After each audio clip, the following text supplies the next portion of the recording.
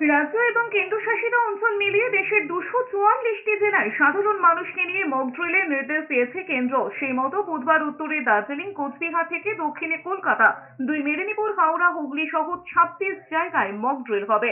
Air red siren ব্যবস্থাকে operational করা, আচমকা হামলা হলে কিভাবে আত্মরক্ষা, যে কোনো মুহূর্তে ব্ল্যাক আউটের জন্য প্রস্তুত থাকা এবং বিশেষ বিশেষ কারখানা সংস্থাকে বাঁচাতে ক্যামোফ্লেজের প্রস্তুতি নেওয়া। সাধারণ মানুষকে সঙ্গে নিয়ে সিভিল ডিফেন্স এই সবেরই মক ড্রিল করবে। মঙ্গলবার সকালে জাতীয় নিরাপত্তা উপদেষ্টা অজিত ডোভালের সঙ্গে বৈঠক করেন প্রধানমন্ত্রী। মক ড্রিল নিয়ে বৈঠকে বসেন কেন্দ্রীয় স্বরাষ্ট্র সচিব গোবিন্দ মোহন। সেই বৈঠকে ভার্চুয়াল মাধ্যমে মুর্শিদাবাদ থেকে যোগ দেন মুখ্য সচিব মনোজ পান্ত। নবান্ন থেকে যোগ দেন রাজ্যের স্বরাষ্ট্র সচিব নন্দিনী চক্রবর্তী। ফিয়ার্স লেনে সিভিল ডিফেন্সের অফিসেও জরুরি বৈঠক হয়। রাজ্য প্রশাসন সূত্রে খবর, কলকাতায় 95টি সাইরেন রয়েছে। বিভিন্ন জেলায় সাইরেন রয়েছে 25 থেকে 30টি করে। জেলা সদরে রয়েছে একটি করে।